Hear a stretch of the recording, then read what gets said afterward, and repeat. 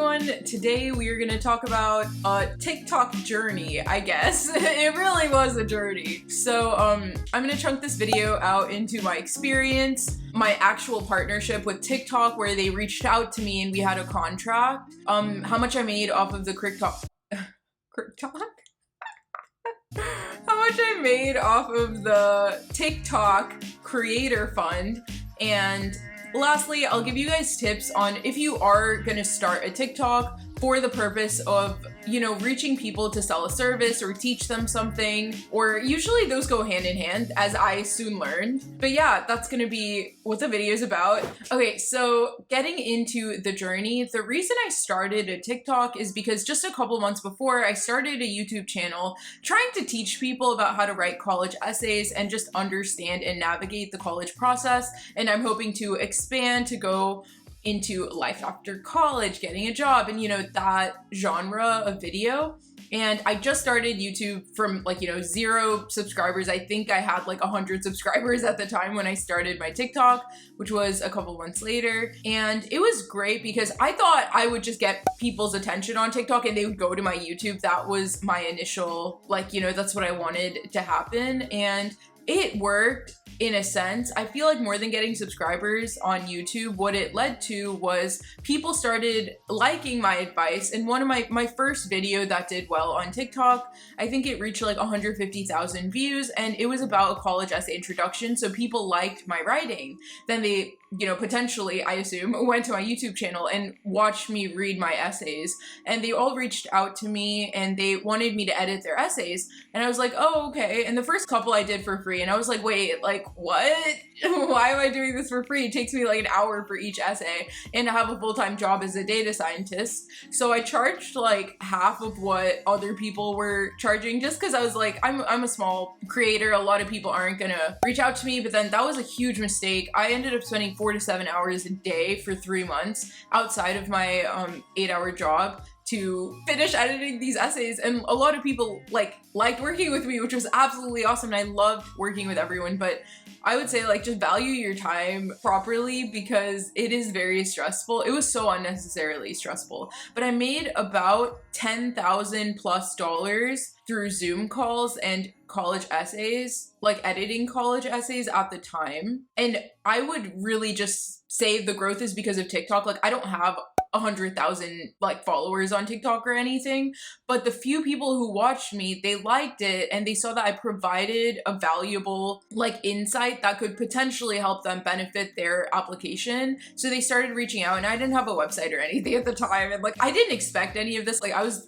doing it for free because I was like, people need to know. So that's essentially like my reason for starting TikTok and what it kind of progressed to after people started finding valuable insight. It was just Instagram DMs and people would Venmo me. Like, I didn't have anything set up officially. So let's move on to the TikTok partnership. Posting on TikTok for me was honestly very mentally exhausting. So I think once I reached like 12,000 followers, like I took so many breaks from TikTok. Like, I would go like 2-3 weeks without posting at a time. So that's why I say like total days of like consistent posting, it was probably just like 2-3 months.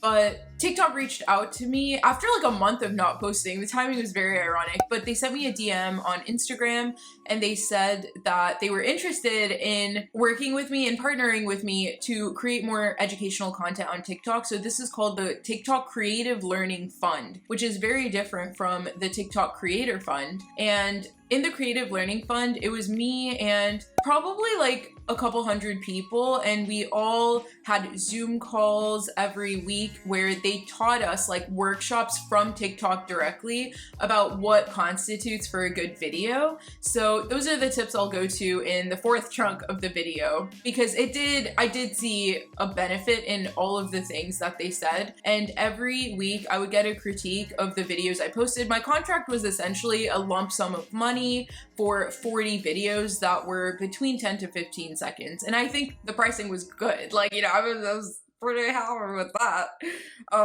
So I think that that program was very interesting, and I liked having those calls. You know, people would actually teach you the things that you need to be taught. So I didn't really like go out seeking this, and I only had like 12,000 followers at the time, like nothing big. And there were a lot of people who literally had no followers on TikTok, but they had some sort of presence on YouTube or Instagram or some social media, and that's how the TikTok Creative Learning Fund found them.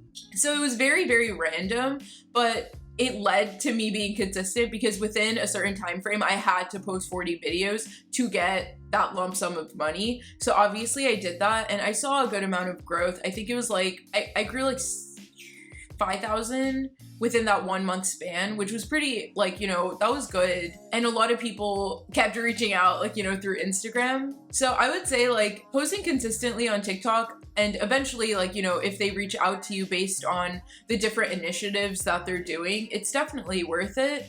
And I would just say, even without the partnership, which it wasn't as much as I made, like, you know, obviously, from people reaching out and the services and helpful, valuable insight that I could provide to people, I would just say my biggest tip, if you are someone who wants to offer services to people, coming from someone who like didn't want to do that, but then kind of just accidentally started a business through TikTok, I would say like first you just need to provide valuable insight. You have to do that. You can't advertise something without showing people that you have the skills to actually like benefit them. So I was just posting a lot of essay videos, but the one video that did really well was the one where I demonstrated my skill in writing college essays or constructing the right introduction. And I wasn't offering services at the time or anything, but that's when people really started reaching out to me. So you just have to provide valuable content, and if people find value in it, they're going to work with you. Like, people want to work with someone who's real and provides good insight. So that's pretty much it about the TikTok Creative Learning Fund. It was awesome. I got a lump sum for that.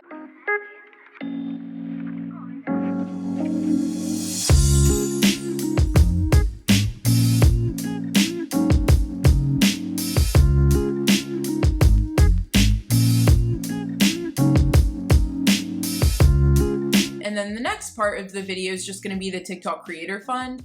I heard a lot of mixed messages when it came to the Creator Fund. So I joined it, then I left, and then I joined it again. And like, I'm telling you, it does not change the amount of views you get. TikTok is a very ever-changing platform because it, as a data scientist, I can tell you that it's very hyper-tuned. All of the machine learning algorithms they use are very hyper-tuned to you as a person. So that's why you get all of those videos that you are so into. Like, it really condenses who you are as a person and gives you those specific videos. So because those, you know, parameters can be tuned differently, it could care about different things, and the TikTok platform will push out different changes to this algorithm, you know, regularly, like probably once every month or once every 2 weeks, and your views are going to change. It's not because of the Creator Fund. So I would say the one month that I posted very consistently from the Creator Fund, I got $101, and I posted once every day. This was the month of January 2021. There was one video I remember that I posted, and it got 300,000 views by the end of the day. And that video made me $27 for the day. So the Creator Fund is really just about view count, like how many views you get, and you get paid based on that. So yeah, I got $101 in January. So I would say if you're consistent, and I at the time probably had like 13,000 to 15,000 followers, like it was in that range. As long as you get engagement from the people who follow you and they like watching your videos, like if your own followers don't watch your videos, then TikTok is not going to push it out to everybody as much. So you just have to focus on providing valuable content. And yeah, that's pretty much it. The next part, I'm going to talk about all of the things that I would say I just learned from this experience. The first thing I'd say is just having shorter videos. To start with, you want to post a lot. You want quantity over quality in the beginning, and you want those videos to have, you know, quick punches of value under 15 seconds, because most people watch videos, like regardless of how long the video is, most people watch it for 6 seconds, I'd say. So if you have a video that's like 12 seconds and people are on average watching 6 seconds, that's a 50% audience retention versus the 6 seconds versus the 1 minute that the video could be. That's like a 10% audience retention, right? So really just like, I'm not saying every video is only gonna get 6 seconds of average view time. I've had several videos that were 21 seconds out of 26. So that was a very, very high retention. And those videos that were the ones that, you know, got me over hundreds and thousands of views. So I would recommend just starting with shorter videos and just providing as much value. Don't try to advertise services, don't do anything, just provide as much value as you can in those, you know, 12 to 15 seconds or however long the video is. And that's really gonna help you grow because you will get pushed out more and you're gonna get more views just because more people are watching more of your video. The second thing I'd say you really have to do is go live. So once you hit 1,000 followers, just make sure you go live, and it's pretty much gonna push your videos because of the algorithm and the way it works. It pushes all of the videos you post to the For You page more when you're live. And when you're on the For You page and there's a live, like there's like a little red ring that goes up and down. So you click on it and then people watch your live. They know you're a real person, that you do lives and that you provide valuable content on lives. Then they're gonna subscribe to you. And I would get a lot of subscribers by just going live. Like I would get a couple hundred subscribers within the 2 hours versus like, you know, 100 subscribers over the week that it usually takes. So yeah, I would say those two are my biggest tips. And burnout is real. Like the reason I haven't been posting on TikTok, like I stopped posting after my contract ended.